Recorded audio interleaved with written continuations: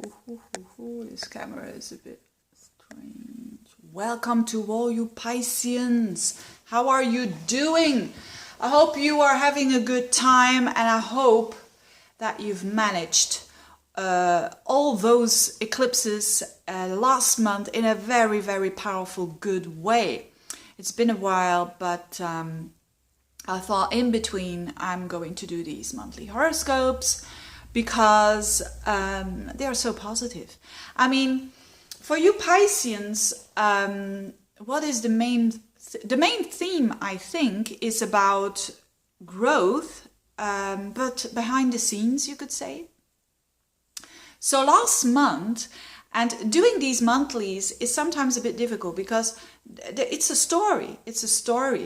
And last month your story was that you have learned so much, not only about yourself, but also your connections with that very good Mercury retrograde in your 7th house of relationships. I hope it has shown you what are the good relationships and what are not. You know, what are the toxic relationships, the relationships that the balance is just totally gone. And I hope that you have seen that and that you have discerned, you know, like that Virgo energy, discerning of what is good and what is not good for you.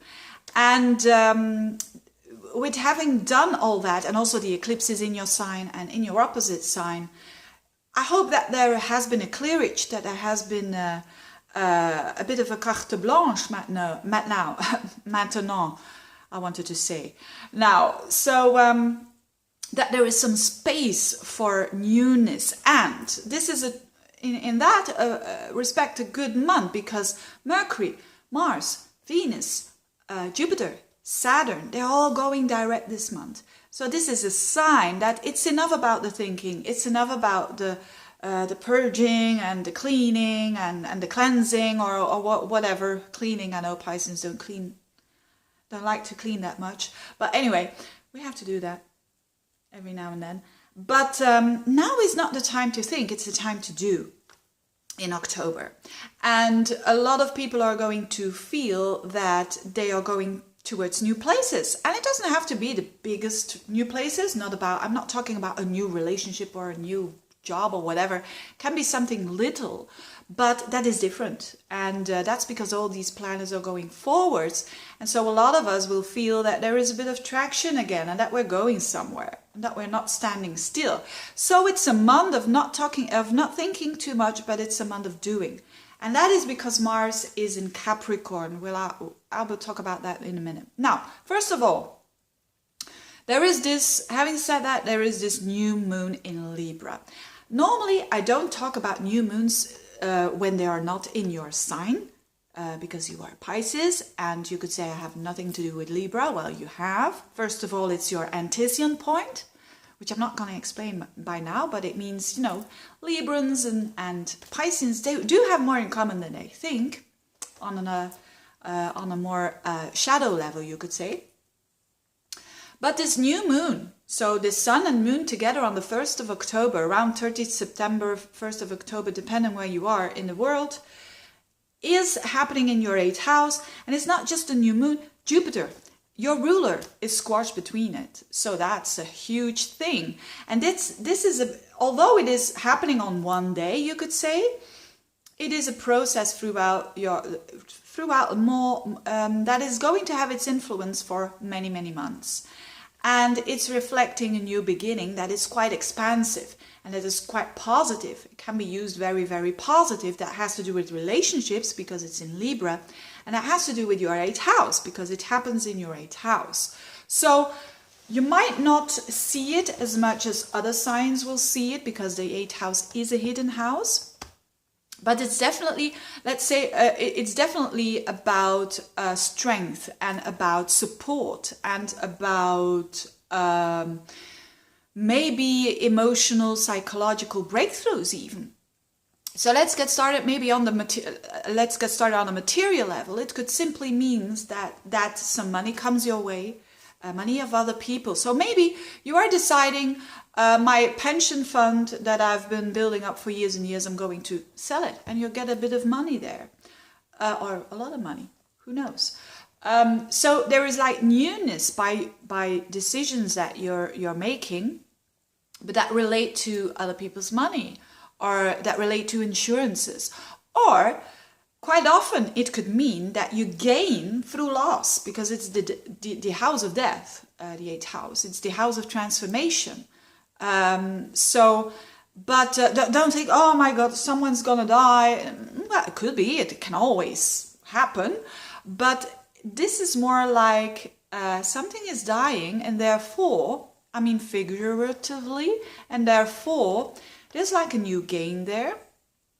So it could also mean that there is some new beginning with, if you are in a relationship, with the resources of your loved one, could mean as well. But on another level, many people won't feel it on a material level. On another level, it's about intimacy. It's about gaining more intimacy. It's about, through relationships, again, because it's Libra, it's about whether you are having a relationship, or especially when you just started in a relationship. This is amazing, because this is a new beginning of you opening up yourself to someone else, showing your vulnerabilities and being open for their support. Because don't forget, when you have so much activity in your 8th house, and it's a benefic, with this new moon there and with Jupiter there, it often means that people are standing more open for the support, the values, whether it is material support or emotional support or whatever, of other people. And actually that's an invitation for other people to love you more, basically, when we are always, what you see a lot with Pisces is they help a lot of other people, but when it comes to them, it depends on other aspects, but when it comes to them, they often feel misunderstood. But sometimes, maybe, not always, maybe it's about opening up yourself a little bit and letting other people support you. And even when you're not really into that, because it gives them the opportunity to love you even more. So this is all not, maybe not the biggest news, but it's very deep and it's very intense. And especially also in the beginning of the month, Venus is in Scorpio in your 9th house. So this is about deep feelings, especially the first 2 weeks of the month. So yes, very, or what another thing is, the 8th house I do associate a lot with healing as well, because it's the Scorpio house. And if you've got that Jupiter, you might just do some, what did I have the other day? What's its name? A Piscean friend of mine, by the way. I've known her for so many years, and she has a moon in Libra as well, by the way. And she gave me a shiatsu treatment, or how do you say that? It's not like massage, it's more has to do with touching or whatever. Anyway, this is an 8th house activity that can help you. It's support that you get by others that you need to trust. I mean, if you don't trust that, you better not do that, because you're mixing up with your energy actually. Maybe doing things like that can help you. Acupuncture, anything that has to do with the Scorpio, healing on an energetic level, because it's Jupiter. Jupiter means a lot of meaning through relationships, and a lot of growth through maybe emotional stuff that needs to go, that needs to die. So that's another a possibility as well. Now, this Jupiter which is your ruler, again, in ancient astrology, it's going to square up to Pluto. And that's going to happen next month. So I will be talking about that a little bit more next month.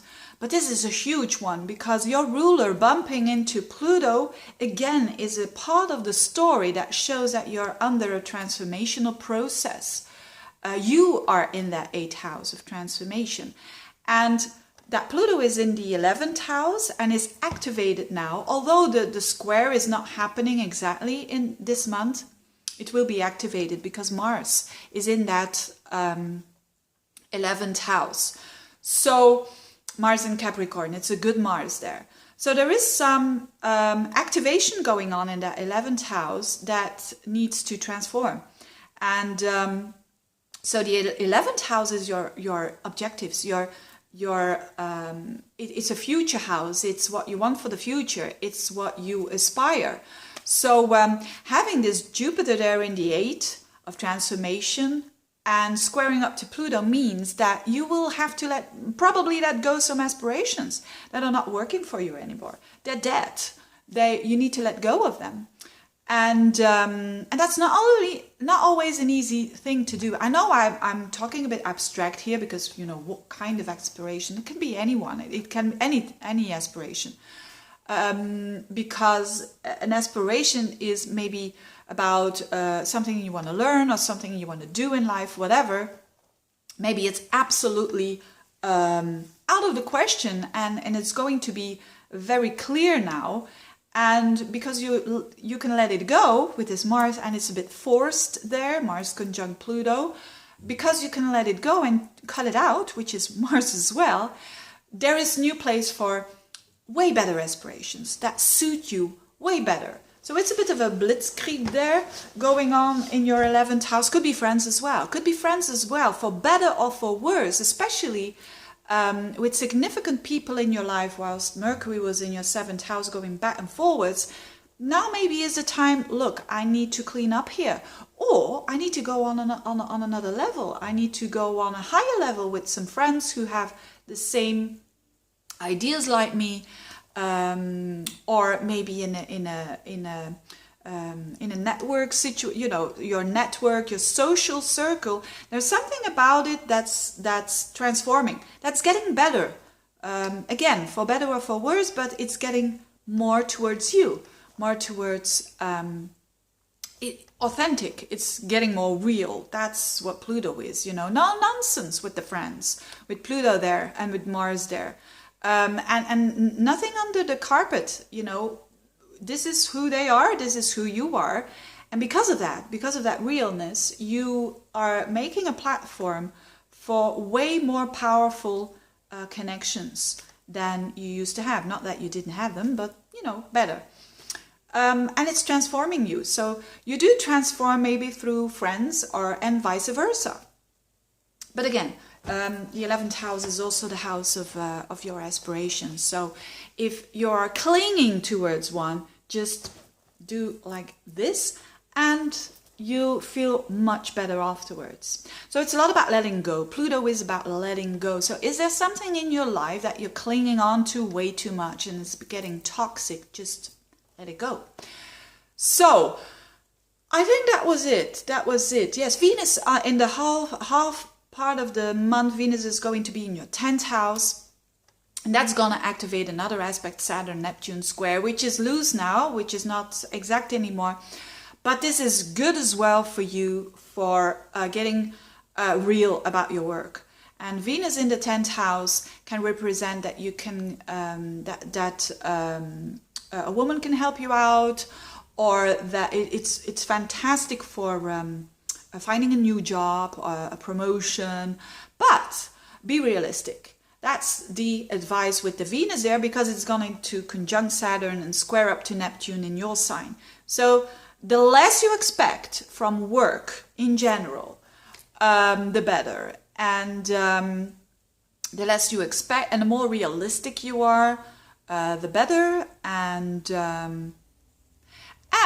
also knowing that when you start something, when it comes to work, or you're doing something that has to do with your work, expect that you will have to make some changes there, because it's very mutable. Venus in Sagittarius and squaring up to your sign. So so there will be adjustments there. So you might start something there that you like a lot. Venus in the 10th can simply mean that you like your work more than you used to do.